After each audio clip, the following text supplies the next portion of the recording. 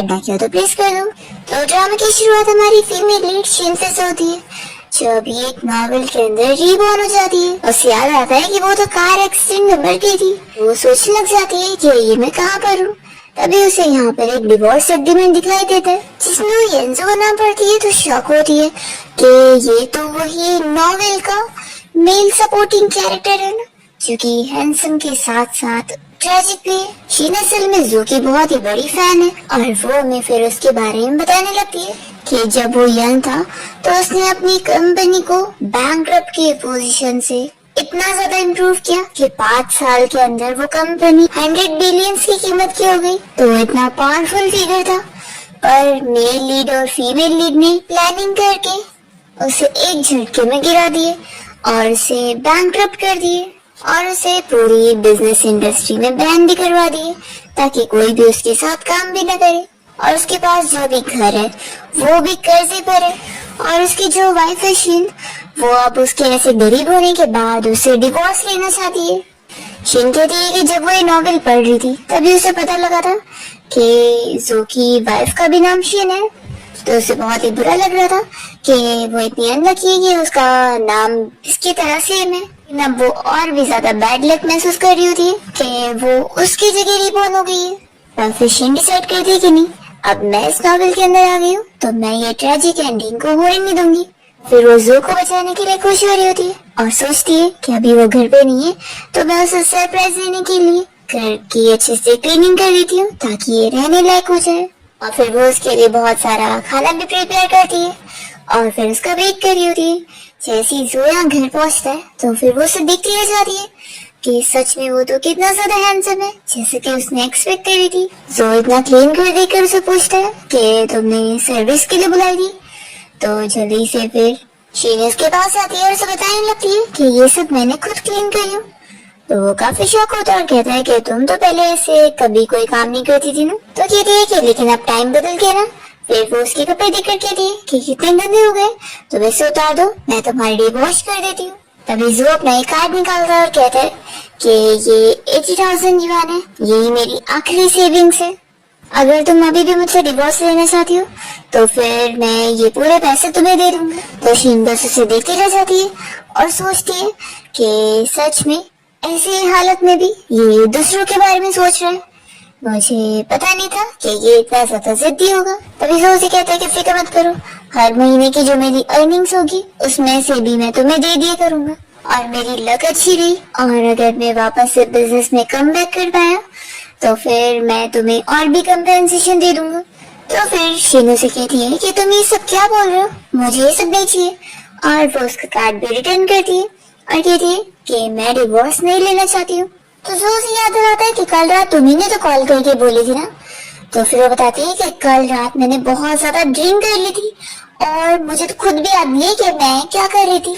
और सोचो अभी तुम्हारी क्या सिचुएशन चल रही है कि तुम्हारी ऐसी हालत में मैं तुम्हें छोड़कर चली जाऊंगी, ये बिल्कुल सही होगा क्या।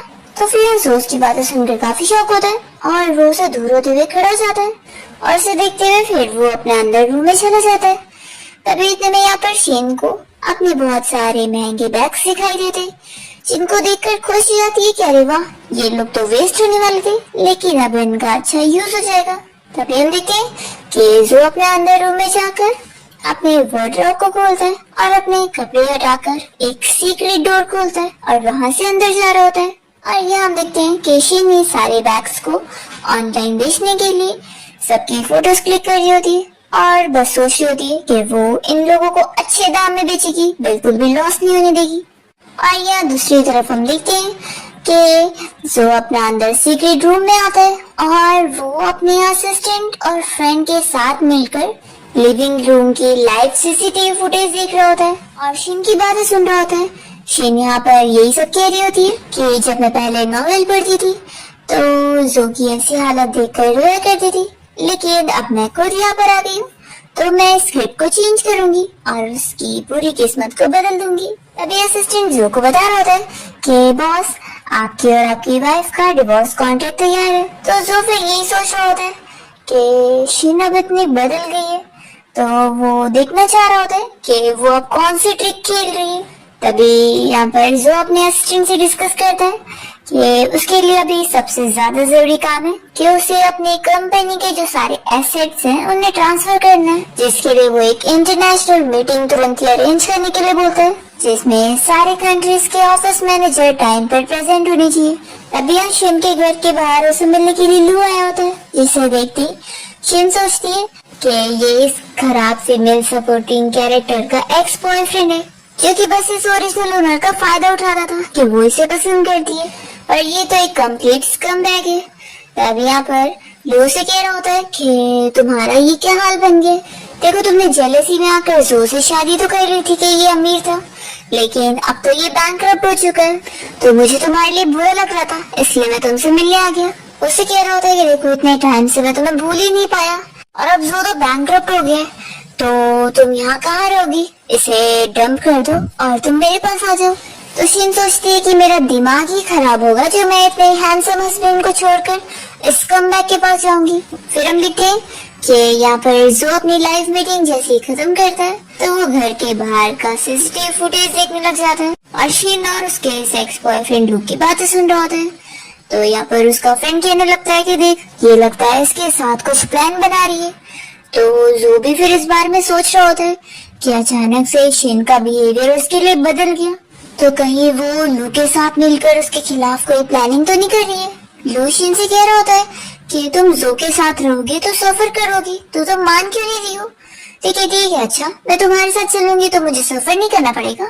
इससे पहले तो तुम मेरे पैसे लेकर दूसरी वुमेन को सपोर्ट करते थे, और अब तुम यहाँ मेरे पास आए हो तो मुझे लगता नहीं कि तुम्हारे कोई अच्छी इंटेंशंस होंगी, इसलिए वो उसे यहाँ से गेट आउट होने के लिए बोल रही होती है, और उससे कह देती है कि मुझे अच्छी तरीके से पता है या तुम यहाँ पर इसलिए नहीं आए हो क्योंकि तुम मुझे लाइक करते हो, बल्कि इसलिए आए हो क्योंकि तुम्हें जो से जेलसी है, तुम जो की वुमेन छीनना चाहते हो। लेकिन ये तुमने सोचे भी कैसे, तुमने अपने आप को देखे भी हो तुम क्या हो। तो लू से चिल्लाता है कि तुम्हें गोल्डी करो समझी, तो ज्यादा बोलो मत। तो शिंदू से कहती है कि फिर तुम भी वही हो, पैसों के लालची इंसान जिसने मुझसे 10 पैसे ही लूटे। वो उससे सारे रिकॉर्ड सिखाने लगती है कि देख लो मैंने तुम्हें कौन कौन सी डेट को कितने सारे पैसे ट्रांसफर करे थी। ये सब वो बताकर उसे याद दिला रही होती है कि उसने उसे इतने सारे महंगे कपड़े बैग्स वगैरह दी जो कि उसने दूसरी लड़कियों के ऊपर उठा दिया, और वो अब यहाँ पर आकर जो के साथ अपना कंपैरिजन कर रहा है। अब इन लोग ये सारी कॉन्वर्सेशन सुनते हुए जो का फ्रेंड काफी शॉक होता है, और वो उसे कहने लगता है कि ये क्या हो गया, इन तो इस लू के पीछे इतनी ज्यादा पागल थी ना कि इसके लिए तो इसने अपनी एंगेजमेंट भी कैंसिल कर दी थी, और अब ये इसे सुना रही है। तो जो कहता है कि क्या पता वो मुझे दिखाने के लिए सब नाटक कर रही होगी। तो जो का फ्रेंड हान कहता है कि मुझे तो लग रहा है कि शिन को तुझसे प्यार हो चुका है। सोच ऐसा एक तरीका होता है ट्रू लव टेस्ट करने का, और अब तो तेरे पास कोई पैसे नहीं है तो बैंकरप्ट हो चुका है, और फिर भी ऐसी हालत में वो तुझे छोड़कर नहीं जा रही है, तो ये तो एब्सोल्युटली ट्रू लव है। तो जो फिर उसे देख रहा होता है तो उसका फ्रेंड चुप हो जाता है।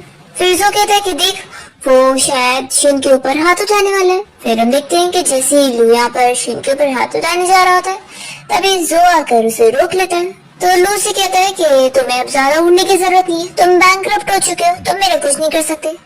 जो कहता है कि ठीक है अगर इतनी हिम्मत है तो फिर मुझसे पंगे लेकर देख लो, फिर तुम्हें पता लग जाएगा कि मैं तुम्हें इस शहर से निकाल सकता हूँ कि नहीं।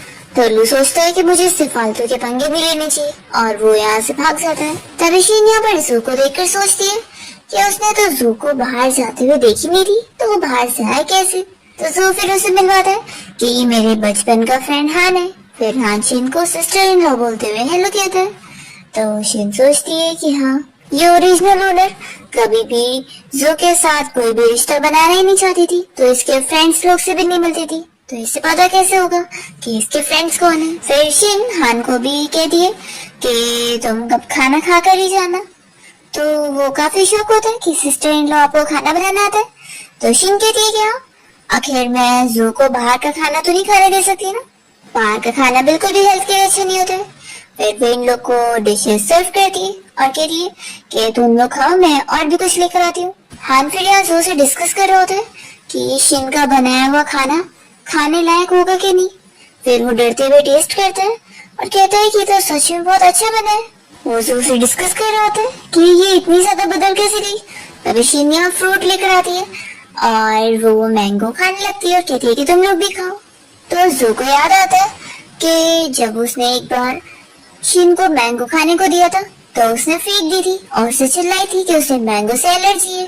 तो जू इस बारे में याद करते हुए शिन से कहता है कि तुम तो मैंगो नहीं खाती थी ना। तो शिन डर जाती है और सोचती है कि कहीं से मुझ पर शक तो नहीं हो गया होगा ना। फिर वो कहती है कि इंसान के टेस्ट चेंज होते हैं ना, तो टेस्ट करो अच्छा है। तभी शिन को उसके फ्रेंड युवे का मैसेज आता है और वो उसे मिलने के लिए बुला रही होती है। तो शिन सोचती है कि ये वही फ्रेंड है जो कि बस नाम की है और वही तो उसे बाद में धोखा देने वाली है। शिन सोचती है कि चलो देख ही लेती हूँ कि ये मुझसे क्यों मिलना चाहती है। फिर हम देखते हैं कि शिन यहाँ रेस्टोरेंट में इंतजार कर रही होती है और वो सोचती है कि ये पूरे 2 घंटे लेट हो चुकी है। वो तो बस ये मेरे कुछ काम आ सकती है जो की हेल्प करने के लिए, इसीलिए मैं इतना पेशेंस के साथ उसका वेट कर रही हूँ। तभी फिर युवे यहाँ पर आ जाती है और शिन को देखते ही कहने लगती है कि तुम इतने बुरे हाल में क्यों दिख रही हो। फिर वो कहती है कि सॉरी मैं तो भूल गई थी कि तुम्हारी फैमिली बैंकरप्ट हो गई और तुम इतने महंगे रेस्टोरेंट का खाना थोड़ी ना अफोर्ड कर पाओगी। कोई बात नहीं, आज की ट्रीट मेरी तरफ से, तुम जो चाहे ऑर्डर कर लो। शिन खुश हो जाती है और कहती है कि ठीक है फिर ये ट्रीट तुम्हारी तरफ से, तो मैं बिल्कुल भी शर्माऊंगी नहीं। और फिर वो अच्छे से बहुत सारे खाने ऑर्डर करने लगती है। तो ये भी कहती है कि तुम इतना सारा क्यों ऑर्डर कर रही हो। शिन कहती है कि तुम्हें तो पता है ना मैं बैंकरप्ट हो चुकी हूँ, तो अब मैं ये सब कैसे खुद खा सकती हूँ, तुम्हें खिला दो। कहीं ऐसा तो नहीं कि तुम्हारे पास भी पैसे नहीं है बिल पे करने को। तो युवे कहती है कैसे कैसे हो सकता है, मैं आखिर इतनी रिच फैमिली की डॉटर हूँ। फेवरेट डिशेस लाके सर्व कर रहा होता है और युवे इस बारे में शिन से पूछ रही होती है कि क्या उसे बेजिंग की सबसे अमीर फैमिली की ग्रैंड पार्टी के बारे में पता है। तो शिन कह रही होती है कि मुझे ज्यादा नहीं पता है। तो फिर युवे कहती है कि सच में तुम कितनी बुद्ध हो, पता नहीं जो ने तुमसे क्यों शादी किया। युवे कहती है कि बात ऐसी है कि अब क्योंकि जो बैंकरप्ट हो गया तो तुम्हें उसकी लाइफ ठीक करनी होगी ना। तो मैं तुम्हें एक आइडिया दे रही हूँ, उस ग्रैंड पार्टी में एक बहुत ही मिस्टीरियस और रिच मिस्टर क्यू नाम का बंदा आने वाला है। तो अगर तुम और जो मिलकर उससे हेल्प ले लेते तो वो जो का बैन हटा सकता है। तो फिर शिन इस बारे में याद करती है कि उसने नॉवेल में मिस्टर क्यू के बारे में पढ़ी थी, लेकिन वो कौन है उसे ये नहीं पता लगा था। लेकिन हाँ, अगर ये बंदा सच में जो की हेल्प कर दे तो कितना अच्छा हो जाएगा। फिर वो युवे से पूछती है कि मैं इस ग्रैंड पार्टी में कैसे जा सकती हूँ। तो युवे बता रही होती है कि मेरे पास उस ग्रैंड पार्टी का इनविटेशन है और मेरे अलावा कोई भी जो की मदद नहीं करना चाहता। लेकिन हाँ, अगर तुम चाहती हो कि मैं जो की हेल्प करूँ तो तुम उसे डिवोर्स दे दो, फिर मैं जो को इस पार्टी में लेकर जाऊंगी। तो फिर तुम इस बारे में अच्छे से सोच लो। तो शिन तुरंत ही उसे मना कर देती है कि नहीं, मैं जो को डिवोर्स नहीं देने वाली। और फिर वो तुरंत ही वेटर को आवाज देती है और कहती है कि सारे खाने पैक कर दो। तो युवी को बेइज्जती फील होती है कि तुम खाना पैक करवाना चाहती हो, तुम्हें नहीं लगता कितना एम्बैरेसिंग है। वो अपना मुंह छुपा रही होती है। तो शिन हंसकर कहती है कि थैंक यू मुझे खाने की ट्रीट देने के लिए, लेकिन वैसे मुझे तुमसे एक और हेल्प चाहिए थी। तो युवी कहती है कि ठीक है बोलो। तो शिन से कहती है कि तुम मुझे कुछ पैसे उधार दे दो।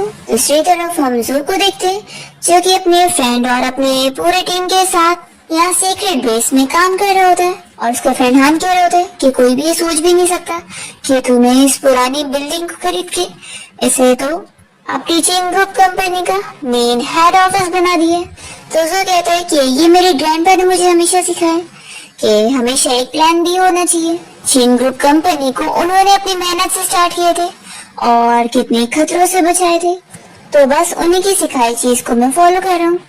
अब यहाँ पर हान बताता है कि वैसे सिस्टर इन लॉ का डीएनए टेस्ट रिजल्ट आ गया और उसमें बिल्कुल भी प्रॉब्लम नहीं है, वो सच में वही है। लेकिन मुझे फिर भी शक हो रहा है कि सिस्टर इन लॉ पूरी चेंज हो चुकी है और मुझे ये भी लग रहा है कि तू भी काफी चेंज हो चुका है। वो जो से पूछता है कि क्या तू सच में अभी भी सिस्टर इन लॉ से डिवोर्स लेना चाहता है। तो जो कहता है कि अभी इस चीज को साइड पे रखते हैं, अभी सबसे इम्पोर्टेंट काम है कि ग्रैंड पार्टी की अरेंजमेंट अच्छी से हो जानी चाहिए। तो हान उसे कह रहा होता है कि फिक्र मत कर, मैं पार्टी के अरेंजमेंट सब अच्छे से मैनेज कर रहा हूँ और मैं तो बहुत ही एक्साइटेड हो रहा हूँ कि जब सभी को पता लगेगा कि मिस्टर क्यू तो है तो सभी लोग कितने ज्यादा शॉक होंगे तो फिर जो कहता है कि इतनी भी ज्यादा जल्दी नहीं है, अभी तो मुझे उस कल्प्रिट के बारे में पता लगाना है जिसने मेरी लाइफ खराब करने की कोशिश की है, ताकि पता चले कि मुझे बैंकरप्ट करने के पीछे किसका हाथ है। फिर जो फाइल चेक करने के बाद अपने फ्रेंड हान को दे देता है कि वो अब जाए और पार्टी की अरेंजमेंट करे। और फिर जो एक मास्टर को कॉल करता है और उनसे इस बारे में पूछता है कि ऐसे कौन से सर्कमस्टेंसेस है जिसमें कोई इंसान एक अलग ही इंसान में बदल जाए। तो मास्टर उसे बताते हैं कि अगर कोई रीबॉर्न हुआ हो तो। फिर इसके बाद शिन जब यहाँ घर पहुंचती है तो वो जो को बताने लगती है कि वो एक बहुत ही अच्छे महंगे रेस्टोरेंट से खाना पैक करवा के लेकर आई है। और वो उसे भी बता रही होती है कि उसने अपनी फ्रेंड यूएस से पूरे 1 लाख पैसे निकलवा के लेकर आई है। वो बताती है कि कैसे यूएस उसके सामने अमीर होने का इतना शो ऑफ कर रही थी, तो उसने भी उससे मदद चुका के आई है, उससे उधार पैसे लेकर। और वो अपनी तारीफ करते हुए जो से पूछ रही होती है कि मैं बहुत ज्यादा केपेबल हूँ ना।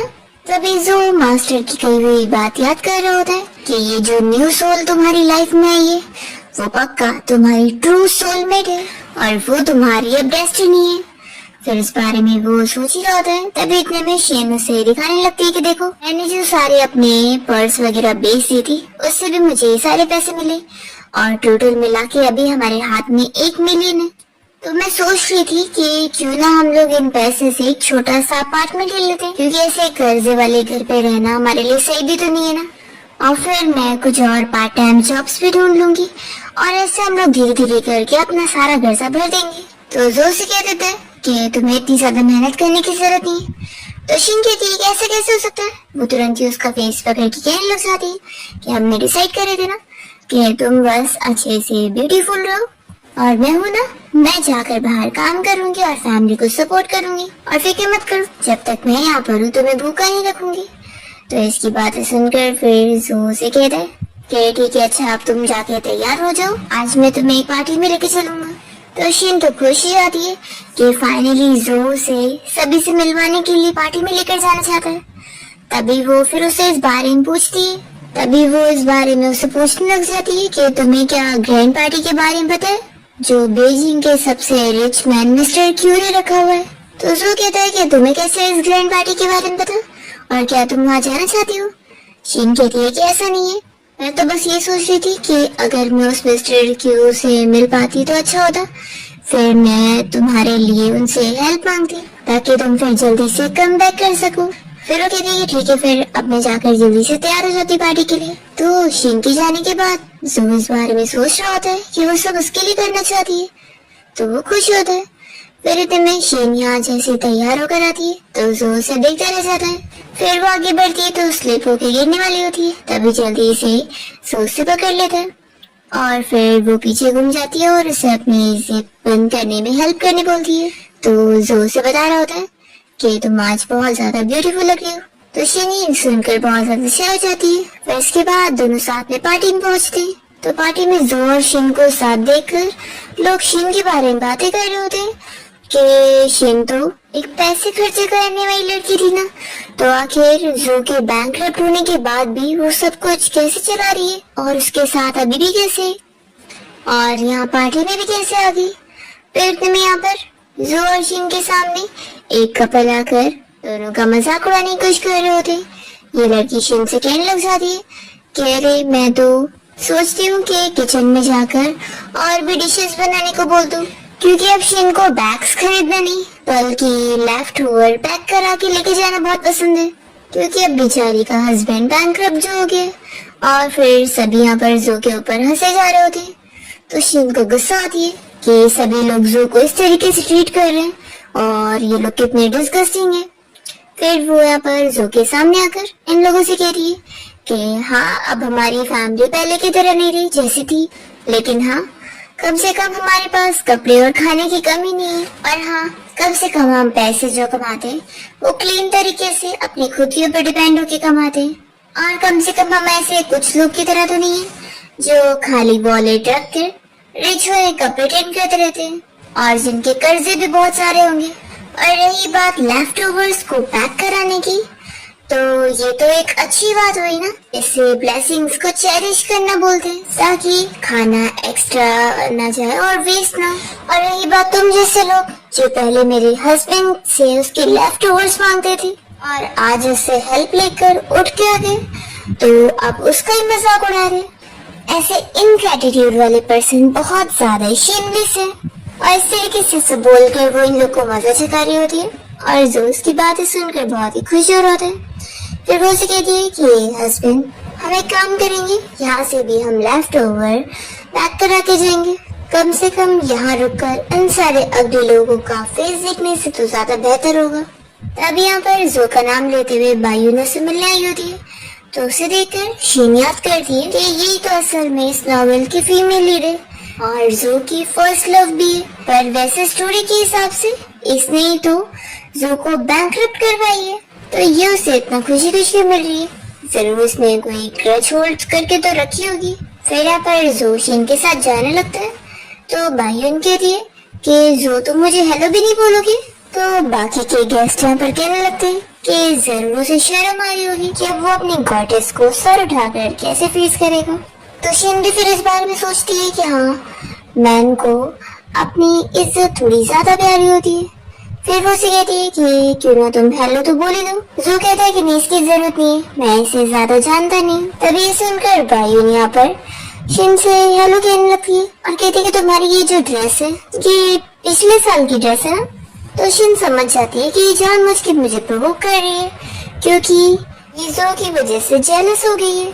तभी जो बायून से कह देता है कि मेरी वाइफ जो ड्रेस पहने वो हर ड्रेस में अच्छी लगती है, तो मैं उम्मीद करता हूँ कि कोई भी फालतू लोग उसे क्रिटिसाइज ना करे। और ऐसे बोलकर जो यहाँ से शीन को लेकर जा रहा होता है, बायून उस पर और भी ज्यादा गुस्सा होती है और सोचती है कि मैंने तुम्हें ये हालत में इसलिए डाली थी ताकि तुम इस बेकार लड़की से दूर हो जाओ जो कि तुम्हारी कोई काम की नहीं है। पर लगता है तुम्हें अभी भी अक्ल नहीं आई है, तो इतनी इजीली तो मैं तुम्हें छोड़ूंगी नहीं। फिर हम देखते हैं कि शीन जब वॉशरूम से आती है तो वो देखती है कि जो को यहाँ पर बायून हक कर रही है और वो उसे देख भी रही होती है। तो शीन सोचती है कि जाने दो, जो वैसे भी बायून को पसंद करता है और मैं तो उसकी इतनी अच्छी फैन हूँ ना, तो मुझे तो उसकी खुशी में खुश होना चाहिए। और फिर यहाँ से शीन ये सब सोच कर चली जाती है। तभी इतने में जो यहाँ पर बायून को दूर करता है और उससे कहता है कि तुम जो मुझे ऐसे हक कर रही हो इसे कोई भी मिसअंडरस्टैंड कर सकता है। तो बायून कहती है कि तुम तो मेरी फीलिंग समझ सकते हो ना, वो तो अगर शीन ने तुम्हारे ग्रैंडपा को खुश करके अपनी साइड ना ली होती तो आज तुम्हारी वाइफ की पोजीशन मेरी होती। अभी जो यहाँ से जाने लगता है तो बायून उसका हाथ पकड़ के रोकती है और कहती है कि देखो, अभी तुम्हें सबने ब्लैक लिस्ट कर दिए और सिर्फ मिस्टर क्यू ही तुम्हारी हेल्प कर सकते हैं तुम्हारा ये बैन हटाने में। मिस्टर क्यू की जो ग्रैंड पार्टी होने वाली है वहाँ पर मैं तुम्हें लेके जा सकती हूँ। तो जो उसका हाथ हटाता है और पूछता है कि यानी सिर्फ तुम्हें मेरी हेल्प कर सकती हूँ। तो बायून कहती है कि हाँ, तुम तो जानती हो कि मैं तो हमेशा से तुम्हें सपोर्ट करती हूँ, तो तुम शीन को डिवोर्स दे दो और फिर हम दोनों साथ हो जाते हैं। ऐसे बोलकर वो उसे हक करने जा रही होती है, तो जो से रोक देता है और कहता है कि इसकी जरूरत नहीं है। तो वो चिल्लाने लगती है कि आखिर तुम ये सब शीन की वजह से कर रहे हो, उसमें है क्या, वो तो कोई काम की भी नहीं है, सिर्फ पैसे खर्च करना जानती है, वो तुम्हें बिल्कुल डिजर्व नहीं करती। तो जो उसे कह देता है कि मुझे तुम जैसी ग्रीटी बिल्कुल पसंद नहीं है, इसलिए अच्छा रहेगा कि अपना ये हाइपोक्रिटिकल मास्क तुम अपने चेहरे पे से हटा लो। ऐसा बोलकर वो चला जाता है। तो बायून उसे देखकर और गुस्सा होती होती है कि ठीक है, अब तुमने मुझे मजबूर करो, अब मैं मिस्टर क्यू तक पहुंचूंगी और उनकी मदद से मैं तुम्हें इतना मजबूर कर दूंगी कि तुम्हें मेरे आगे हार माननी पड़ेगी। तभी यहाँ पर शीन को अकेला देखकर पार्टी में कुछ मेल गेस्ट उसे कहने लगते हैं, कह रहे तुम अकेले घूम रही हो। ओ हाँ, जो तो अपनी फर्स्ट लव बायून के पास चला गया ना, क्या कर सकते हैं, अब तो तुम अकेले हो गई, कोई बात नहीं, हम लोग है ना, तुम हमारे साथ ड्रिंक करो। शीन इन लोग की तरफ देख भी नहीं रही होती, तो फिर उन लोग कहते हैं कि इतना भी उड़ने की जरूरत नहीं है, सोचो अब तो जो बैंकरप्ट हो चुका है, तुम उसके साथ कितना सफर कर रही हो, वो बिल्कुल भी एक रियल मैन नहीं। अगर हम उसकी जगह होते ना तो अपनी वाइफ को ऐसे सफर नहीं करने देते और उसे छोड़ देते। तभी जो यहाँ पर आकर इन लोगों को देख रहा होता है, शीन लोगों से कहती है कि तुम सफर नहीं करने देते या फिर कोई वुमेन तुम्हारे साथ सफर करने के लिए रुकती ही नहीं। वो इन सभी से कहती है कि तुम लोग को बस जेलसी हो रही हो ना, कि मैं और जू एक साथ कैसे, और इतने मुश्किल टाइम में भी हम एक दूसरे का साथ नहीं छोड़ रहे, क्योंकि तुम लोग के पास कोई नहीं है ना जो तुम्हारे लिए इतनी ज्यादा लॉयल हो। तो फिर वो लोग कहते हैं कि ज्यादा जिद्दी बनने की जरूरत नहीं है, तुम बस सपने देखते रह जाओगी। और हमने अब खुद देखे थे कि जो बायू उनके साथ गया हुआ था, तो वो तो अपना अमीर होने के लिए जा चुका है और तुम अकेले रह जाओगी। तभी इतने में आज आता है और शिन का हाथ पकड़ते हुए इन लोगों से कहता है कि कुछ लोग खुद लॉयल नहीं होते और सोचते हैं कि पूरी दुनिया भी उनकी तरह बेकार है। और वो अपने सामने खड़े मिस्टर वो को तो वार्न कर रहा होता है कि उसने उसे लास्ट टाइम हॉस्पिटल पहुंचाया था और अब वो रिकवर होके आ गए, तो लगता है भूल गए। तो फिर वो तीनों डर के मारे अपना चले जाते हैं। तभी जो शिन से कहता है कि सॉरी, मेरी वजह से तुम्हें इतना सफर करना पड़ा। वो कहता है कि लेकिन ये क्वेश्चन मैं तुमसे करना चाहता था कि जब मैं इतनी ऊंचाइयों पर था तो तुम जिद करती थी कि तुम्हें बस मुझसे डिवोर्स लेना है, और अब जब मेरी लक खराब हो गई है और मैं बैंकक्रप्ट हो चुका हूँ तो तुम मुझे छोड़कर नहीं जाना चाहती हो, आखिर क्यों? तो शिन डर जाती है कि वो क्या बोलेगी, फिर वो बोल ही नहीं पा रही होती है। तभी जूस के पास आता है और कहता है कि क्योंकि तुम पहले वाली शिन हो ही नहीं है ना, तो ये सोचती है कि कहीं इसे पता तो नहीं लग गया। तभी जूस की तारीफ करते हुए कहता है कि पहले तुम इस तरीके से सभी को मजा नहीं चखाती थी, तो इसलिए आज तुम बहुत ही कम्प्लीटली डिफरेंट पर्सन लग रही थी। शिन कहती है कि अच्छा, तुम्हारा ये मतलब है, तुम तो जानती हो पहले तुम इतने स्ट्रांग थे तो तुम्हारी वजह से कोई मुझे कुछ बोलने की हिम्मत भी नहीं करता था, लेकिन अब हालात बदल गए तो मैं ऐसे कमजोर बन के तो नहीं रह सकती हूँ ना। जो कहता है कि अभी तुम एक्सप्लेनेशन नहीं दे पा रही थी, तो पहले तो मुझे लगा कि तुम मुझसे कुछ छुपा रही हो। तो शिन कहती है कि नहीं, आखिर मैं तुमसे क्या ही छुपा सकती हूँ, तो चलो अब हम लोग घर चलते हैं, मुझे बहुत ज्यादा भूख लगी है। तो जो पूछता है कि क्या हुआ, पार्टी का खाना तुम्हें पसंद नहीं आया? तो शिन कहती है कि मैं झगड़ा करने में इतना बिजी थी कि मैं कुछ खा ही नहीं पाई, और पैक करवाना तो मैं भूल ही गई। तो जो कहता है कि कोई बात नहीं, अभी हम लोग घर चलेंगे तो मैं तुम्हारे लिए कुछ बना दूंगा। फिर दोनों जैसे वॉक करते हुए घर जा रहे होते, तभी यहाँ पर जो के जो दो एम्प्लॉयज है वो यहाँ पर उसे देखकर जल्दी से साइड हो जाते और वो लोग झुककर रिस्पेक्ट दे रहे होते और जल्दी से अपना भाग जाते। तो शिन कहती है कि तुम्हें नहीं लगता कि वो लोग यहाँ के रहने वाले लग ही नहीं रहे थे और कितना अजीब बिहेव कर रहे थे? तो जो कहता है कि ज्यादा मत सोचो, वो लोग शायद यहाँ के रहने वाले बहुत ही पोलाइट लोग होंगे। फिर शिन जो के पास आकर उसे गुड न्यूज बताई होती है कि उसने जो नॉवेल लिखी थी उसके ऊपर उसे किसी ने 50,000 टिप में मनी दे दी है। तो वो इतनी ज्यादा हैप्पी होती है और कहती है कि लेकिन इतने ज्यादा पैसे कौन दे सकता है? तो जो सोच रहा होता है कि 50,000 ज्यादा है, तो फिर अगली बार मैं थोड़ा कम दूंगा ताकि इसे शक ना हो।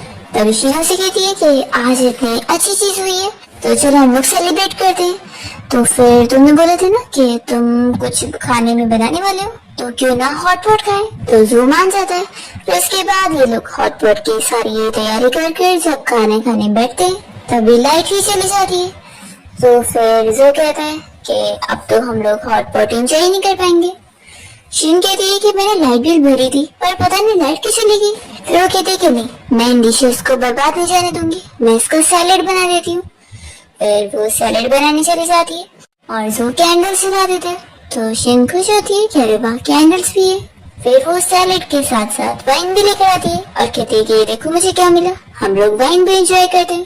तो जो तो शिन को ये वाइन पीने से मना कर रहे होते हैं, पर शिन नहीं मानती है और वो जैसे पीने लगती है तो जो से दूर चला जाता है। तो शिन कहती है कि तुम वहाँ क्यों गए हो, क्या मैं तुम्हें खा जाऊंगी क्या? यहाँ पर थोड़ी सी ड्रिंक में शिन का सर दुखने लग जाता है और वो ड्रंक हो रही होती है। तो वो सोचती है कि इससे पहले तो उसने बहुत सारी ड्रिंक भी करी है लेकिन इतनी जल्दी ड्रंक तो कभी नहीं हुई। फिर शिन यहाँ इतनी ड्रंक होने के बाद तुरंत ही अपना जैकेट निकालने लगती है। तो जो अपनी आंखें बंद कर रहे होते हैं और फिर शिन उसकी क्लोज आने लगती है। तो वो तुरंत ही कहता है कि मैं तुम्हारे लिए हैंगओवर मेडिसिन लेकर आता हूँ, तुम बहुत ज्यादा ड्रंक हो गई हो। शिन उसे रोकती है और कहती है कि नहीं, तुम्हें भी ये मेडिसिन हो। और फिर वो उसे फोर्सली किस करने लग जाती है और फिर तभी उसे ध्यान आता है कि पक्का सर्किट में कुछ खराबी हुई होगी, मैं जाकर ठीक करती हूँ। जैसी वो आगे बढ़ती है तो गिरने लग जाती है और यहाँ पर जो उसे पकड़ता है तो उसके लिप्स उसके शर्ट पे टच जाते हैं। जो उसे फिर से किस करने जा रहा होता है तो शिन उसे रोकती है और कहती है कि मुझे अभी सर्किट फिक्स करने जाना है। और फिर वो कुर्सी पे चढ़ के सर्किट ऊपर कर दिए तो लाइट आ जाती है। फिर वो जोर से कहने लगती है कि मैं कितनी ज्यादा अमेजिंग हूँ ना, देखो मैंने कितनी जल्दी लाइट लाई। जो कहता है कि वो तो है, तो क्या आप तुम होश में आ चुकी हो? तो शिन कहती है कि हाँ मैं तो ड्रंक थी, और फिर वो तो सो जाती है। फिर इसके बाद जो उसे रूम में लिटाने के बाद अपना यहाँ सीक्रेट बेस में आ जाता है और उसका असिस्टेंट बताने लगता है कि क्योंकि ये जगह बहुत ही ओल्ड है तो सर्किट में प्रॉब्लम आती रहती है, लेकिन वो उसे कल ही ठीक करवाएगा। और फिर जो यहाँ अंदर आके बैठता है जहाँ पर सीसीटीवी फुटेज में किचन और लिविंग रूम का एरिया दिख रहा होता है। तभी यहाँ पर उसका फ्रेंड पूछ रहा होता है कि तुझे तो सलाइवा और किसी को भी किस करने से एलर्जी हो जाती थी। तो जो कहता है कि तुम्हारी सिस्टर इन लॉ एक्सेप्शन है। पर फिर जो फुटेज देखकर शॉक हो जाता है कि इन सभी ने ये केस वाला सीन देख लिए। फिर वो सभी गार्ड्स को अपना काम करने भेजते हैं और अपने फ्रेंड हान से कहता है कि मुझे ये वाली फुटेज को मेरे पर्सनल कंप्यूटर में भेज देना।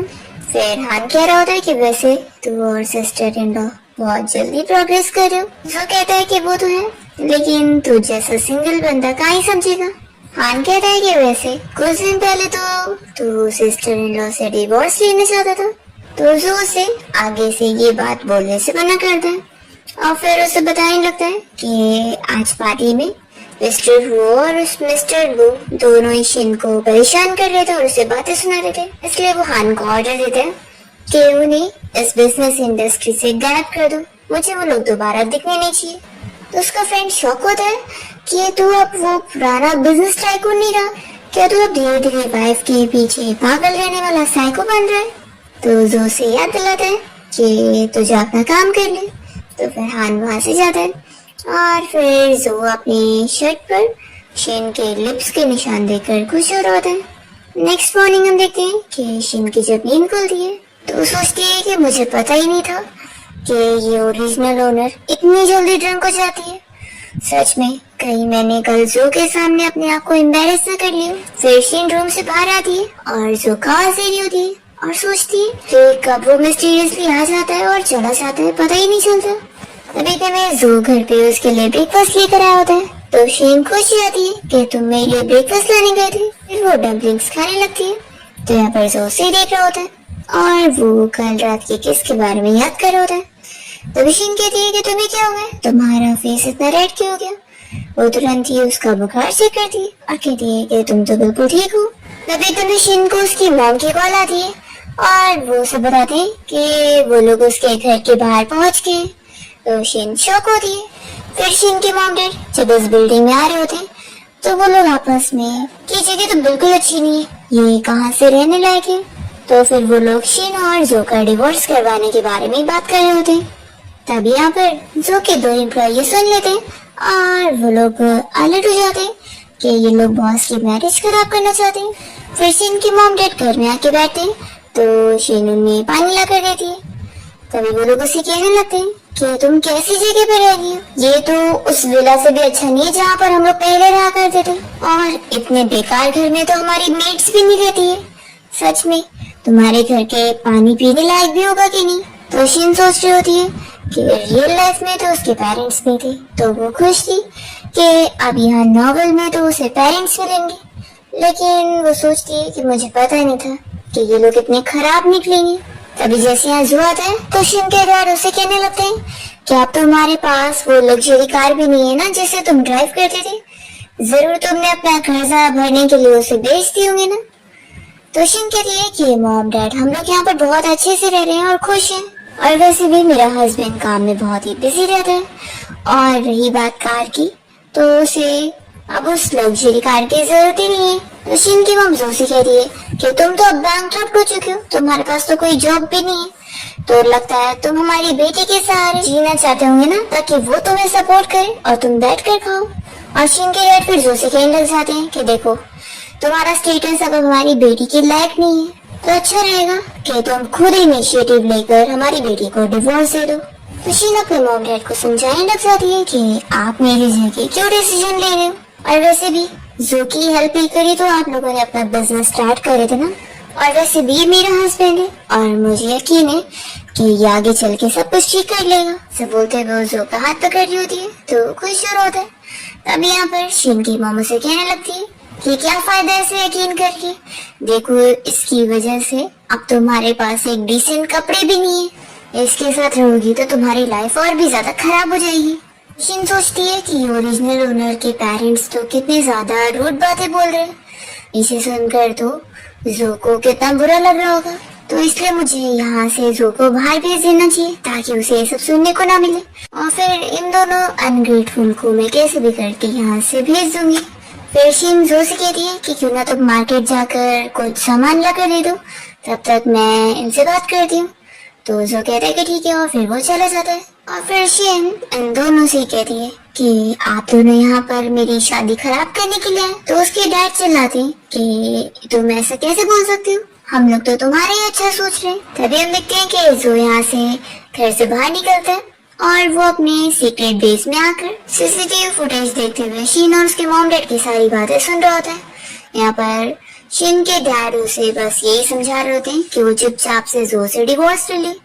तो शिन कहती है कि आखिर क्यों, वो जो की तारीफ करती है कि वो बहुत ज्यादा अच्छा है और वो मेरा कितना ख्याल भी रखता है। तो उसकी मॉम कहती है कि लेकिन उसके अच्छे होने से क्या ही फायदा है, क्या वो कमा कर पैसे ला के दे रहे, पहले वो अमीर था तो तुम्हें वो गोल्ड और सिल्वर पहना के रखता था, लेकिन अब वो बैंकक्रप्ट हो चुका है, उसके पास कुछ भी नहीं है। अब तो वो इस घर का रेंट भरना भी अफोर्ड नहीं कर सकता। तुम उसके साथ रहोगी तो वो तुम्हें भूखे मार देगा। शिन के डैड उसे भी बता दें कि मैंने सुना हूँ कि उसे बिजनेस इंडस्ट्री में बैन भी कर दिया गया, तो पक्का उसने किसी बड़े पर्सन से पंगा ले लिया। तो सोचो उसके साथ रहकर तुम्हारा कोई फ्यूचर नहीं है, इसलिए चुपचाप से उसके साथ डिस्टेंस मेंटेन करो, नहीं तो फिर हम लोग भी इस सब में फंस जाएंगे। शिन की मॉम उसे कहती है कि कहीं जो के नाम पर और कर्जे तो नहीं है, नहीं तो वो डिवोर्स के बाद भी तुम्हें फूल बनाकर तुमसे पैसे भरवाते रहेगा। शिन सोचती है कि सच में ये ओरिजिनल ओनर के मॉम डैड के दिमाग में सिर्फ पैसा ही भरा हुआ है और ये लोग इतने ज्यादा लालची और चालाक है कि इन्हें अपनी बेटी की उड़नी पड़ी है। तो अब समझ आ रहा है कि ये ओरिजिनल ओनर ने इन दोनों का नाम द एम्पायर के नाम से क्यों सेव करके रखी थी।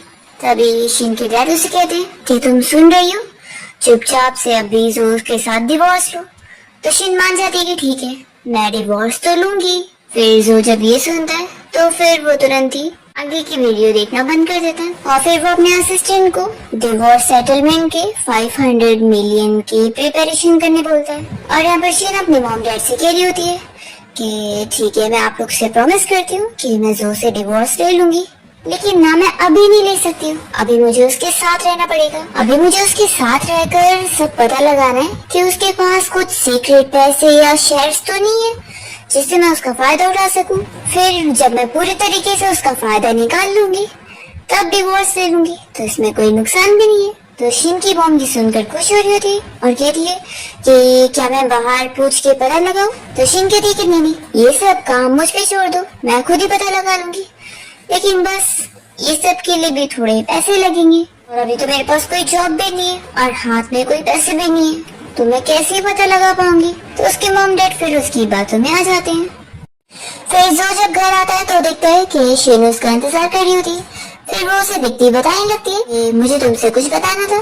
तभी जो भी उससे डिवोर्स सेटलमेंट के पैसा के बारे में बताने जा रहा होता है। इससे पहले शिन उसे बताने लगती है कि उसने अपने मॉम डैड से 2 मिलियन ले लिए। तो वो शॉक होता है कि उन लोगों ने तुम्हें पैसे दे दिए। तो फिर बताती है कि ये पैसे लेना आसान नहीं था, मैंने उनसे झूठ बोली कि मैं तुमसे डिवोर्स लेने के लिए मान गई हूँ और मैंने उन्हें अपनी बातों में ली कि अभी मैं तुम्हारे साथ रहकर तुमसे और भी सारे पैसे निकालना चाहती हूँ। तो पैसों के लालच में वो लोग इजीली मान गए और मुझे पैसे दे दिए। तो जो पूछता है कि यानी तुमने उनसे झूठ बोली। तो शिन कहती है कि ऑफ कोर्स, आखिर मैं थोड़ी ना तुमसे डिवोर्स ले सकती हूँ, और वैसे भी ये पैसे तो तुम्हारे थे ना जो उन लोगों ने तुमसे लिए थे, तो देख लो अब तुम्हारे पैसे वापस आ गए, तो इसमें कुछ गलत नहीं। वो उसे देने लगती है और कहती है कि इससे तुम अपना स्मॉल बिजनेस स्टार्ट कर सकते हो या फिर कुछ छोटा सा इन्वेस्टमेंट कर सकते हो। ऐसा बोलती वो उसे कार्ड देने लगती है। तो जो उसे वापस दे रहा होता है कि नहीं इसे तुम ही रखो। तो शिन वापस उसे रिटर्न कर दी और कहती है कि तुम इसका कुछ अच्छा यूज कर सकते हो या फिर हम इस घर को ही खरीद लेते हैं ताकि हमें रेंट ना भरना पड़े। तो जो मान जाता है कि ठीक है। तो शिन कहती है कि फिर मैं लैंडलॉर्ड से बात कर लेती हूँ। वैसे तो ये घर बहुत छोटा सा है, लेकिन यहाँ पे रहना कितना ज्यादा कंफर्टेबल लगता है ना। तो जो इसकी लाइक करता है और फिर जब शीन सो जाती है तो वो उसे रूम में जाके लिटा देता है और ब्लैंकेट से कवर करता है। मॉर्निंग में जब शीन की नींद खुलती है तो देखती है कि जो यहाँ पर नहीं, तो फिर वो उसे मैसेज करने का सोचती है। दूसरी ओर जो अपने असिस्टेंट के साथ अपना काम कर रहा होता है, तभी उसे जैसे ही शीन का मैसेज आता है तो वो तुरंत ही चेक करने लगता है। शीन ने उसे मैसेज करी होती है कि वो कुछ काम से बाहर जा रही है और वो टाइम पर अपना खाना खा ले। तो ये मैसेज पढ़ के वो खुश होता है। फिर हम देखते हैं शीन की फ्रेंड यूवे को, जो कि उसके एक्स बॉयफ्रेंड लू के साथ घूम रही होती है और उससे वो शीन और उसके बारे में पूछ रही होती है। तो लू सब बता रहा होता है कि शीन उसकी सारी बातें सुनती थी और डॉग की तरह उसके पीछे लगी रहती थी। तभी दोनों यहाँ पर शीन को शॉपिंग करते हुए देख लेते और यूवी को गुस्सा आती है कि इसने लास्ट टाइम मुझसे 1 लाख ले ली थी और अब देखो मजे में यहाँ शॉपिंग कर रही है। वो लू से कहती है कि एक काम करो, तुमने बोला था ना कि ये तुम्हारे पीछे लगी रहती है, तो जाओ मुझे भी दिखाओ, मैं भी तो देखूं कि आखिर ये तुम्हारे पीछे कितना लगी हुई है। शीन तो यहाँ पर जू के लिए ड्रेस चूज कर रही होती है। तभी इतने में यहाँ पर लू आकर उसे कहने लगता है कि मुझे ये कलर पसंद नहीं आ रहा है और मुझे तो ये ब्रांड पसंद भी नहीं है, देखो मुझे तो ये टाइप की ड्रेस पसंद है। तभी यूवे इन दोनों के साथ में फोटोज ले रही होती है और यहाँ शीन तो लू के ऊपर बिल्कुल भी भाव नहीं देती और दूसरी तरफ फेस कर रही होती है। और फिर जैसे ही यूवे यहाँ पर आती है तो शीन उसे देखकर खुश जाती है कि उसकी मनी बैंक फिर से आ गई है। और फिर हम देखते हैं कि यूवे जू को वही फोटो सेंड कर देती है।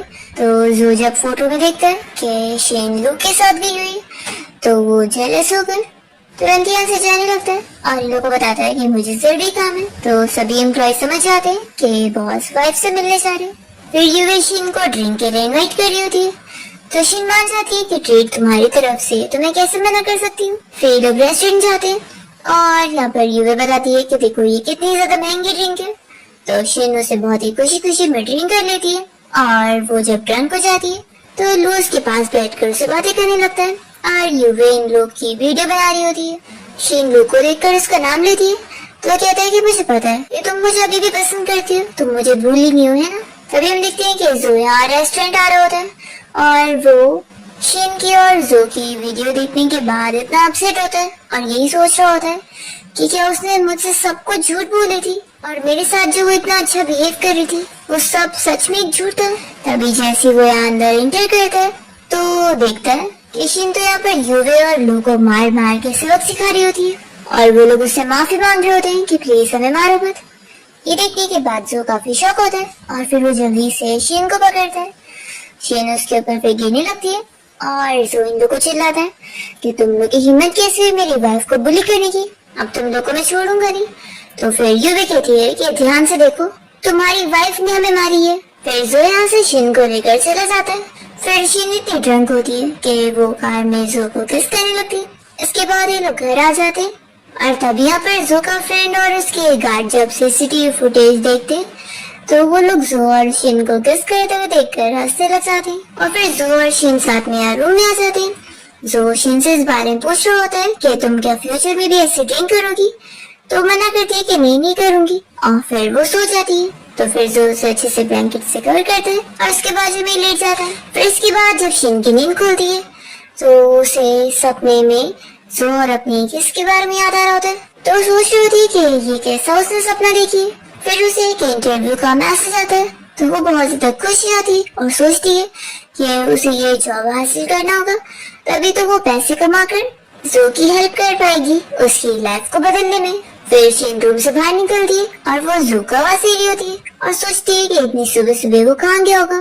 दूसरी ओर हम देखते हैं कि जू तो अपने सीक्रेट बेस में अपना काम कर रहा होता है। तभी उसका फ्रेंड आता है और कहने लगता है कि कल तो और सिस्टर इन लॉ तो बहुत ज्यादा रोमांटिक हो रहे थे। जू कहता है कि चलो अब काम की बात करते हैं। तो हान बताता है कि बिजनेस डील फाइनल हो गई है और कॉन्ट्रैक्ट भी साइन हो गया।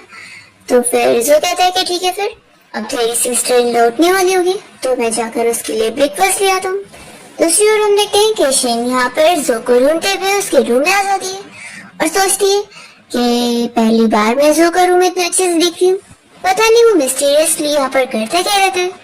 फिर वो उसका वार्डरोब भी खोल कर उसके कपड़े देख रही होती है। इतने में यहाँ पर सो आ जाता है और शीन से पूछता है कि तुम जाग गई।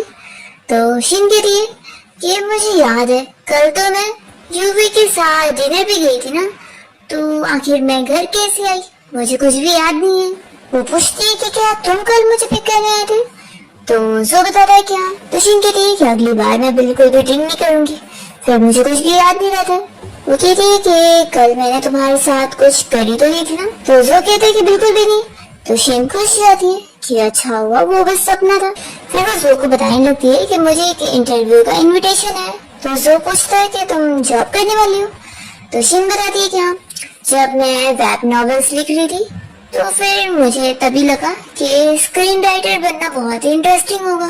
तो ये तो मेरा एक छोटा सा ड्रीम है जो कि मैं अचीव करना चाहती हूँ। और वैसे भी फैमिली के लिए पैसे कमाना तो जरूरी है ना। तो जो कहता है कि तुम्हें इतनी ज्यादा मेहनत करने की जरूरत नहीं है, पैसे का अरेंजमेंट मैं कर लूंगा। तो शिन कहती है कि मुझे पता है तुम नहीं चाहते कि मैं इतनी मेहनत करूँ, लेकिन मैं चाहती हूँ कि मेरे पास भी खुद का कुछ हो जो मैं कर सकूँ, ताकि मुझे हमेशा तुम पर न डिपेंड होना पड़े। और वैसे भी मेरी पसंद की चीज करके मुझे बहुत ज्यादा खुशी मिलती है। तो जो कहता है कि ठीक है, फिर तुम्हें जो पसंद है वो करो, मैं तुम्हें सपोर्ट करूंगा। वो कहता है कि पहले तुम चाहे जैसी भी हो, अब तुम जैसी हो मुझे बहुत ज्यादा पसंद हो और मैं तुम्हारे साथ में रहने के लिए बहुत ज्यादा खुश हूँ। और फिर वो दिखाता है कि देखो मैं ब्रेकफास्ट लाया हूँ, तो चलो ब्रेकफास्ट करते हैं। फिर शीन भागते हुए कंपनी जाती है और सोचती है कि आज ही के दिन ट्रैफिक जैम होना था, मैं इंटरव्यू के लिए कितना लेट हो गई।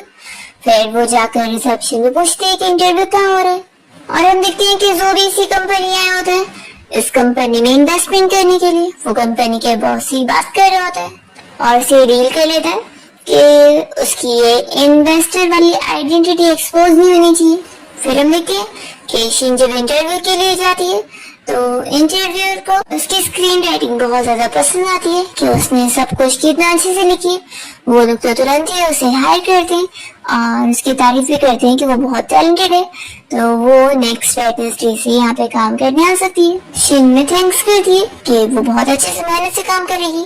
और फिर वो जब लिफ्ट में आती है तो वो सोच रही होती है कि पिछली लाइफ में उसे अपना ड्रीम पूरा करने का मौका मिल ही नहीं पाया था, और जो चीजें वो पिछली लाइफ में नहीं कर पाई थी अब वो इस लाइफ में करने के लिए बहुत खुश होती है।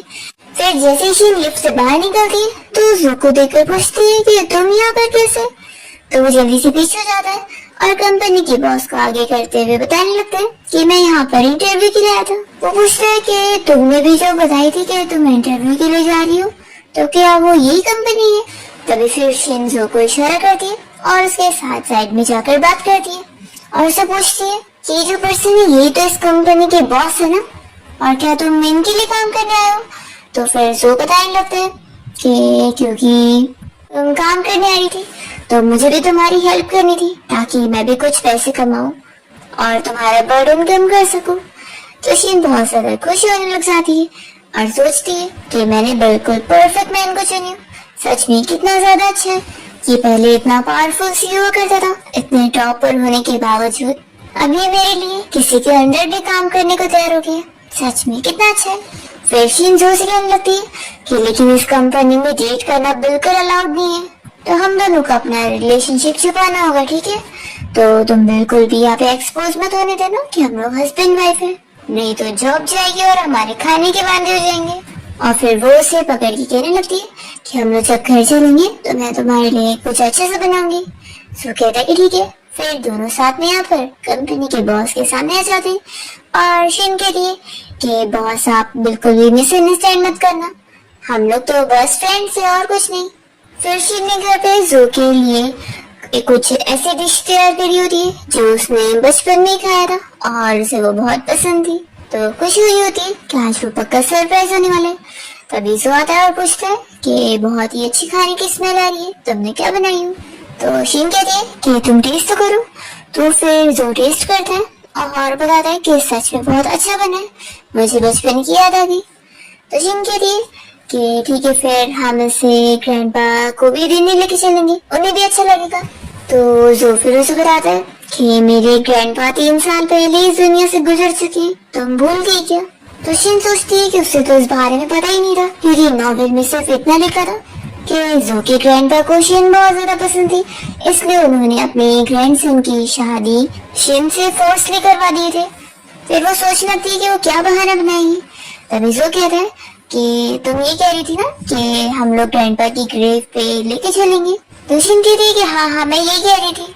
फिर रात में हम देखते हैं कि जो अपना काम कर रहा होता है, तभी अचानक से लाइट चली जाती है। तो जल्दी से शीन उसके पास आती है और जब वो उसके इतना क्लोज खड़ी होती है तो जो पूछ रहा होता है कि उसे क्या हुआ है। तभी इतने में वो अचानक से फ्लैश लाइट चालू कर दी और कहती है कि तुम सरप्राइज हुए ना, देखो हमारे नेबरहुड में बार बार लाइट जाती रहती है, तो ये अब हमारे बहुत काम का है। तभी फिर बिजली की आवाज से शेन बहुत ज्यादा डर जाती है, जल्दी से जो को हुक करती है। तो वो कहता है कि डरो मत, देखना कल ही मैं सर्किट को अच्छे से ठीक करवा दूंगा, दोबारा कभी खराब नहीं होगा। शेन बताने लगती है कि बचपन में मैं माउंटेन पर खो गई थी, इसलिए मुझे बारिश और बिजली से बहुत डर लगता है। तो जो कहता है कि फिक्र मत करो, अगर दोबारा कभी तुम खो जाओ ना तो इसी फ्लैश लाइट को ऑन करना और फिर मैं अंधेरे में भी तुम्हें आके ढूंढ लूंगा। फिर मॉर्निंग में जब शेन की नींद खुलती है तो वो काफी शॉक होती है कि जो और वो ऐसे हक करके सो रहे थे। तो वो जल्दी से उठकर चुपके से चली जाती है और जो तो यहाँ स्माइल कर रहा होता है। फिर नेक्स्ट डे शेन वापस से शेन के बॉस की कंपनी के होता है। तभी यहाँ पर मिस्टर जैंग उसे यही डिस्कस कर रहे होते हैं कि आपकी जो फ्रेंड है मिस शीन, क्या हम उन्हें थोड़ा स्पेशल अटेंशन दें। तो जो कहता है कि वो मेरी फ्रेंड नहीं है। तो मिस्टर जैंग कहते हैं कि अच्छा, तो वो लड़की आपके साथ रिलेशनशिप बनाना चाहती है और आपका फायदा उठाने की कोशिश कर रही थी। तो जो बताता है कि वो मेरी वाइफ है। तो फिर मिस्टर जैंग पूछ रहे होते कि फिर क्या मैं आपकी वाइफ को प्रमोशन दे दूं और उसे एडिटर इन चीफ बना दूं। तो जो कहता है कि नहीं, उसे एक्स्ट्रा केयर ये सब पसंद नहीं है, बस तुम्हें इतना ध्यान रखना है कि मेरी वाइफ को कोई भी कंपनी में बुली नहीं करना चाहिए। और हाँ, उसे भी इस बारे में पता नहीं है कि कंपनी में मेरी क्या पोजीशन है, तो मैं उम्मीद करता हूँ कि आप उसे नहीं बताएंगे। तो मिस्टर जैंग कहते हैं कि हाँ, ये मेरी तरफ से भी सीक्रेट रहेगा। दूसरी ओर हम देखते हैं कि शेन पूरी टीम के साथ मीटिंग रूम में होती है। तभी इतने में यहाँ पर उसके इस नए शो का मेन एक्टर आया होता है, जो कि शेन के पास बैठकर उसे कहने लगता है कि तुमने मुझे पहचाना नहीं, तुम क्या मुझे भूल चुके हो। तो शेन कहती है कि क्या हम दोनों एक दूसरे को जानते हैं। तो फ्रैंक उसे याद दिलाने लगता है कि जब मैंने डेब्यूट किया था तो तुम्हें याद है मुझे कितने सारे गिफ्ट्स वगैरह भेजी थी और तुमने बताई थी कि तुम मेरी टॉप फैन हो। तभी तुम्हें यहाँ पर यूफे आ जाती है और बताने लगती है कि शेन के दिल में बहुत सारे मैन हैं, तो वो तुम्हें ऑलरेडी भूल चुकी है। और फिर वो यहाँ पर सभी को अपने आप को इंट्रोड्यूस कर रही होती है कि वो उनके शो की मेन लीड एक्ट्रेस है। और फिर वो आकर यहाँ पर शेन की बेइज्जती करने की कोशिश कर रही होती है कि वो यहाँ पर कनेक्शन के साथ आई है, नहीं तो उसे यहाँ पर जॉब भी नहीं मिलती। तो शेन उसे क्लियर करती है कि उसे इंटरव्यू के लिए इनविटेशन आई थी, तो वो कुछ भी बकवास ना करे। तो भी आई उसे मानने को तैयार नहीं होती और शेन को गोल्ड डिगर बोलते हुए उसकी बेइज्जती करने की कोशिश कर रही होती है। तो यहाँ पर शेन तो उसकी बातें सुनकर कहती है कि मुझे तुम्हारा ये फीमेल लीड का आइडिया बहुत पसंद है, मैं अपने नेक्स्ट शो के लिए अपनी फीमेल लीड का कॉन्सेप्ट ऐसे ही रखूंगी। तो तुम्हारे सजेशन के लिए बहुत ज्यादा थैंक यू। आजकल के ऑडियंस को ऐसी फीमेल लीड बहुत ज्यादा पसंद है जो किसी भी कीमत पर अपनी सारी चीजें करवा के रहे और हर ग्रीन टी लड़की को भी सबक सिखाए। वो सीधी सादी सी इनोसेंट टाइप की फीमेल लीड अब किसी को भी पसंद नहीं। और शेन यहाँ पर फिर युवे को अच्छे समझा देती है कि वो उसे इस तरीके से बुली नहीं कर सकती। तो फ्रैंक तुरंत फिर शेन की तारीफ करता है कि ये हुई ना मेरी नंबर 1 फैन। और फिर वो सभी से कहता है कि आज सभी को मेरी तरफ से खाने की ट्रीट है। फिर हम देखते हैं कि जो का जब काम करके खत्म हो जाता है तो वो अपने असिस्टेंट से इस बारे में पूछता है कि मेरी वाइफ का बर्थडे आने वाला है, तो मैं तुमसे पूछना चाहता था कि तुम अपनी गर्लफ्रेंड को क्या गिफ्ट देते हो। तो असिस्टेंट सजेस्ट कर रहा होता है कि बॉस आपको अपनी वाइफ को कुछ ज्वेलरी गिफ्ट करना चाहिए, तो उनको ज्यादा अच्छा लगेगा। तो जो फिर सोच लेते हैं कि वो शेन के लिए एक नेकलेस खरीदेगा। फिर वो अपने असिस्टेंट को ऑर्डर देता है कि नेबरहुड में जो इतनी लाइट जा रही है उसकी पावर आउटेज का प्रॉब्लम सॉल्व करवाओ। और फिर जो को यहाँ भूख लग रही होती है तो वो सोचता है कि शेन तो अब तक घर आ चुकी होगी, तो वो उसके लिए क्या बना रही होगी, ये देखने के लिए वो सीसीटीवी फुटेज चेक करता है और देखता है कि वो तो घर पे है ही नहीं। फिर वो घर के बाहर ही उसका इंतजार कर रहा होता है और सोचता है कि शेन के बिना घर ही नहीं लग रहा उसे और उसे बहुत अकेला फील हो रहा है। तभी यहाँ फैंग अपनी कार से शेन को छोड़ देता है और उसे बाय करके चला जाता है। तो जो उसे देखकर जेलस होता है। फिर शीन के यहाँ पर जो को देखकर खुशी आती है और कहती है कि तुम मेरा इंतजार कर रहे थे। फिर वो उसे बता रही होती है कि वो कितनी ज्यादा खुश है कि वो जिस फिल्म के ऊपर काम कर रही है उसकी कल शूटिंग स्टार्ट होने वाली है और पहली बार वो लाइफ में ऐसे प्रोडक्शन टीम के साथ काम करने वाली है। फिर नेक्स्ट टाइम देखते हैं कि जो भी यहाँ पर शीन का काम देखने के लिए पहुंच जा रहा है और जो शीन की कंपनी का बॉस है वो यहाँ पर उसे पूरी प्रोडक्शन टीम को दिखा रहा होता है। तभी यहाँ पर शीन बहुत सारा सामान लेकर जा रही होती है तो जल्दी से बॉस उसे सामान ले लेता है और कहता है कि अरे तुम्हें इतना सारा उठाने की जरूरत नहीं है और फिर वो बाकी लोगों को सारे चीज उठाने के लिए दे देता है। तो शीन तो बहुत ज्यादा खुश होती है कि बॉस कितने ज्यादा अच्छे अपने एम्प्लॉइज का इतना ध्यान रखते हैं। फिर इसके बाद जब शूटिंग स्टार्ट होती है तो युवे को ज्यादा ही भाव खा रही होती है और वो एक्ट करने को मान नहीं रही होती है। तो यहाँ पर फैंग उसे बातें सुना देता है तो फिर वो यहाँ से चली जाती है और फिर फैंग यहाँ पर शीन को एक्टिंग करने के लिए इनवाइट करता है। तो कहती है कि मैं तो बस स्क्रीन राइटर हूँ तो मैं एक्ट्रेस कहाँ से बन सकती हूँ। तो फिर वो समझाता है कि लेकिन तुम स्क्रीन राइटर हो इसलिए तुम ही सबसे ज्यादा कैरेक्टर को समझ सकती हो तो एक बार तुम ट्राई करके तो देखो, तुम इतनी ब्यूटीफुल हो तुम कर भी लोगी। तो शीन सोचने पड़ जाती है कि अगर ये वो रोल प्ले करेगी तो फिर उसकी तो मेलिड के साथ किस भी होगी और ये सब वो कैसे कर सकती है। फिर यहाँ पर वो एक्टिंग स्टार्ट करती है। तभी हम देखते हैं कि जो को स्क्रिप्ट मिल जाती है और वो फिर यहाँ पर बॉस से बात करके चेंजेस करवाने की कोशिश करते हैं। फिर शीन और फैंग मिलकर जब यहाँ किस वाला सीन करने वाले होते हैं तो शीन डर रही होती है कि कहीं इन लोग की सच की किस ना हो जाए क्योंकि उनको सिर्फ नाटक करना है। तभी इतने में बहुत जल्दी से वो सीन को रुकवा देता है और कहता है कि अब नेक्स्ट सीन शूट करते हैं जिसमें फैंग को पोर्ट से पानी में गिरना होता है और ये सीन को जो इशारा करके बॉस से बार बार करवा रहा होता है कि उसे पसंद नहीं आ रहा है और फैंग को ऐसे परेशान करके जो को बहुत ज्यादा खुशी मिल रही होती है। फिर इसके बाद यहाँ का सीन शूट कंप्लीट हो जाता है और फिर यहाँ पर सभी लोग पैकिंग कर रहे होते हैं तो जोया शीन के पास पहुँचता है तो वो उसे देखकर खुश हो जाती है कि तुम यहाँ पर कब आए। वो उसे पूछ रहा होता है कि तुम्हारा आज काम का डे कैसा गया। तो बताती है कि पहली बार मैंने शूटिंग को इतना नजदीक से देखी मुझे बहुत अच्छा लगा। तो जो बता रहा होता है कि अभी उसे जरूरी काम है इसलिए उसे जाना पड़ेगा लेकिन फिर जब रात तक उसकी शूटिंग कंप्लीट हो जाएगी तो वो उसे पिक करने आएगा। तो शीन खुश होती है और कहती है कि ठीक है। फिर हम देखते हैं कि शूटिंग माउंटेन पर होने वाली होती है और वहाँ पर शीन अकेले माउंटेन में फंस जाती है और वो डरते हुए जो को कॉल लगाती है और बताती है कि वो यहाँ अकेली हो गई है और यहाँ पे बहुत अंधेरा है और फिर उसका कॉल भी कट जाता है। तो तुरंत ही हम देखते हैं जो यहाँ पर शीन को ढूंढने के लिए निकलता है और वो फाइनली उसे ढूंढकर उसे हॉस्पिटल लेकर जाता है क्योंकि शीन बेहोश हो गई होती है। फिर उसका फ्रेंड आया होता है तो जो इस बारे में उससे पूछता है कि शीन को आखिर माउंटेन पर किसने अकेला छोड़ा क्या पता लगा। तो फिर उसका फ्रेंड बताता है कि हाँ। तो हान बताता है कि हाँ सिस्टर इन लॉ को युवे ने माउंटेन पर अकेला करवा दी। उसने टीम को ऑर्डर दी कि वो लोग चुपचाप से उसकी बात सुने क्योंकि वो लोग सब उससे डरते तो उन लोग को सुनना पड़ा। फिर मॉर्निंग में जब शीन की नींद खुलती है तो उसके पास फैंग बैठा होता है और वो उसे कहने लगता है कि तुम्हारा हस्बैंड कितना खराब है, सोचो तुम यहाँ हॉस्पिटल में हो और तुम्हारी केयर करने के लिए वो होगा ही नहीं। तो शीन सोच रही होती है कि लेकिन मुझे तो लग रहा था कि यहाँ पर मुझे जो नहीं लेकर आया, क्या वो बस मेरा इल्यूजन था। तभी इतने में यहाँ पर जो आ जाता है तो शीन उसे देखकर खुश जाती है और कहती है कि मुझे पता था कि तुम गए नहीं हो। जो बताता है कि वो उसके लिए ब्रेकफास्ट लाने गया था। फिर यहाँ पर फैंग शीन को कहने लग जाता है कि तुम्हारा कैसा हस्बैंड है, मैंने सुना कि ये बैंकरप्ट हो गया और अब तो ये तुम्हारे खर्चे भी नहीं उठा सकता है और इसकी वजह से तुम्हें इतनी मेहनत करनी पड़ रही है। तो सच में मुझे तो लगता है कि तुम्हें ऐसे बंदे को डिवोर्स दे देना चाहिए। तो शीन को तो फैंग की बात सुनकर बिल्कुल अच्छा नहीं लगता और वो सोचती है कि आजकल सारे लोग मुझे ऐसे क्यों मिल जा रहे हैं जो बस मेरा और जो का डिवोर्स करवाना चाहते हैं। अब यहाँ पर जो भी शीन से कहने लगता है कि क्या ये तुम्हारा फ्रेंड है जो पहली मीटिंग में हमारा डिवोर्स करवाना चाहता है। सच में ऐसे फ्रेंड से ना दूर रहना चाहिए। मैंने एक पोस्ट पढ़ा था कि ऐसे लोग बड़े खराब होते हैं, ये तुम्हें भी बिगाड़ देंगे। फिर फैंग यहाँ से चला जाता है और शीन जो से कहती है कि सच में तुम भी बहुत ज्यादा मैनिपुलेटिव बन गए हो। तो कहता है कि मैंने तुम्हारे पोस्ट पढ़ के ये सब सीखा था कि लव राइवल से ऐसे ही डील करते हैं। फिर युवे को हम देखते हैं जो कि काफी परेशान हो जाती है कि उसका काम किसने खराब किया।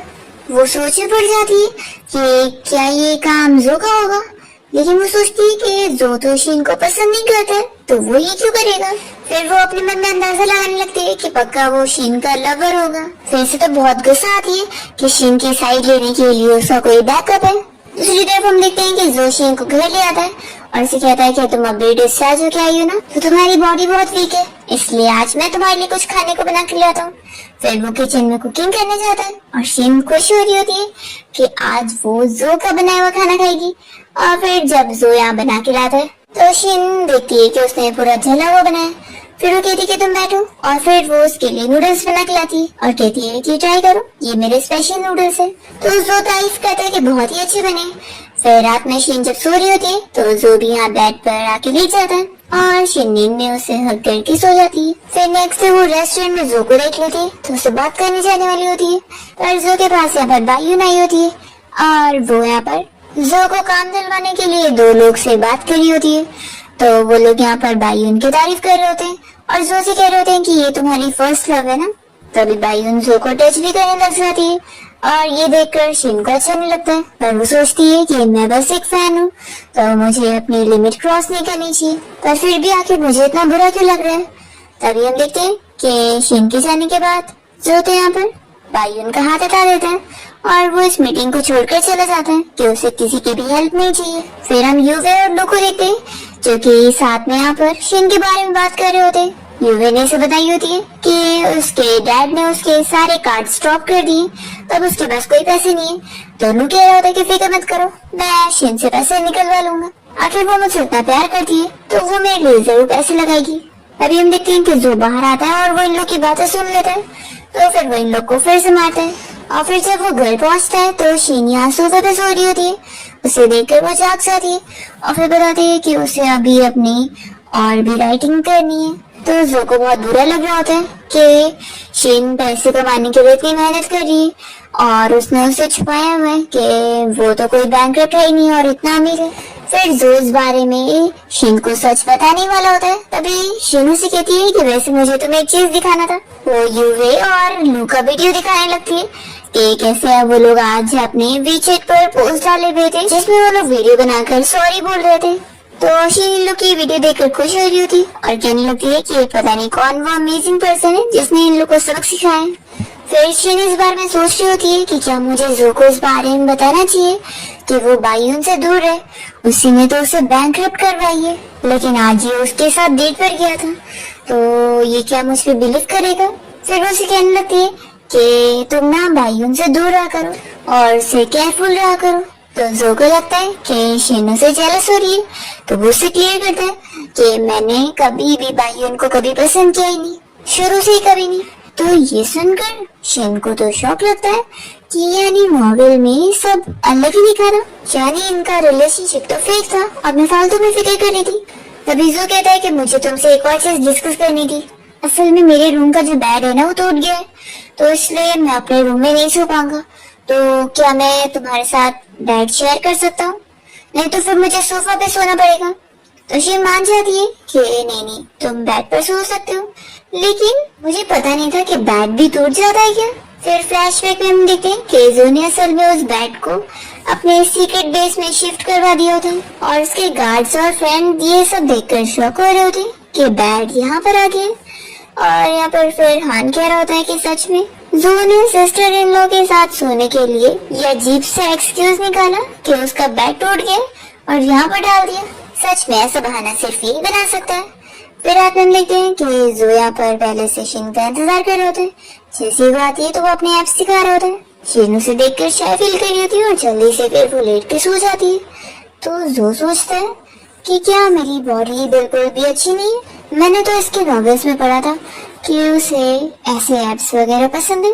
और फिर शीन नींद में आने के बाद जो को हक कर लेती है।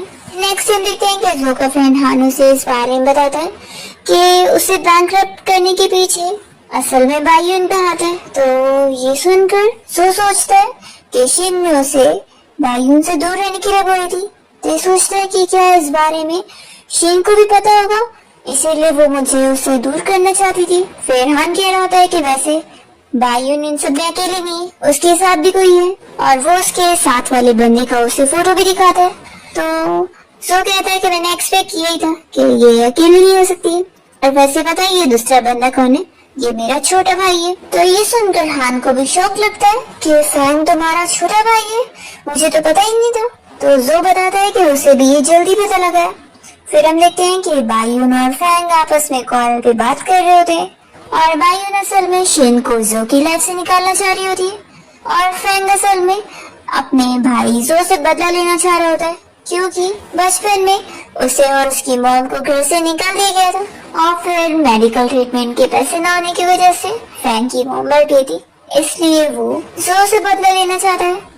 दूसरी तरफ जो ने फाइनली शिन को सच बताने का डिसाइड कर लिया होता है, तो इसलिए वो अपनी उसे बड़े से विला में लेकर जाता है और उसे बता देता है कि मैंने तुमसे झूठ बोला था, असल में कभी मैं बैंकरप्ट हुआ ही नहीं था। जब मैं अपनी कंपनी संभाल रहा था तो मुझे इस बारे में पता लग गया था कि कोई है जो मुझे नीचे गिराना चाहता है, और इसलिए उसके बारे में पता लगाने के लिए मैंने ये सब बैंकरप्ट होने का नाटक शुरू किया, और मेरी वजह से तुमने भी मेरे साथ साथ बहुत सफर करी हो। तो अगर तुम मुझे इसके लिए ब्लेम कर रही हो तो मैं तुम्हें कंपेंसेट करना चाहता हूँ, मेरे नाम पर जितने भी सारे शेयर्स है वो मैं तुम्हें देना चाहता हूँ। तो शीनो से कहने लगती है कि नहीं नहीं, मैं तुम्हें बिल्कुल ब्लेम नहीं कर रही हूँ। वो बताती है कि उल्टा वहाँ पर रहकर उसने कोई सफर नहीं करी है, बल्कि वो खुद से पैसे कमाकर बहुत ज्यादा खुश भी थी, और उल्टा उसे इतने बड़े घर में बहुत ही अनकंफर्टेबल लग रहा है। तो जो कहता है कि सच में तुम कितनी बदल सी गई हो। तो शिन कहती है कि मेरा भी एक सीक्रेट है जो मुझे तुम्हें बताना है, और फिर वो सब बता देती है कि असल में मैं रियल वाली शिन हूँ ही नहीं। तो जो उसे कहता है कि असल में ये मुझे पहले से पता है। तो शिन शॉक होती है कि तुम्हें कैसे पहले से पता लग गया। तो फिर जो बताता है कि शायद मुझे तब पता लगा था जब तुमने पहली बारी घर को इतने अच्छे से क्लीन करी थी, या फिर तब जब तुमने वो महंगे बैग्स को पसंद करना छोड़ दी थी, या फिर तब जब तुम मैंगो खा रही थी।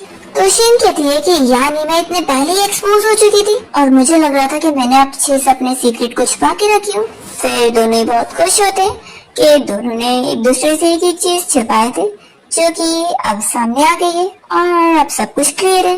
फिर जो कहता है कि चलो अब मैं तुम्हें पूरा हमारा घर दिखा देता हूँ, और फिर पूरा घर घूमते हुए जो यहाँ पर शिन को बेडरूम में भी लेकर आता है, और कहता है कि अब से हम दोनों साथ में यहाँ पे रहेंगे।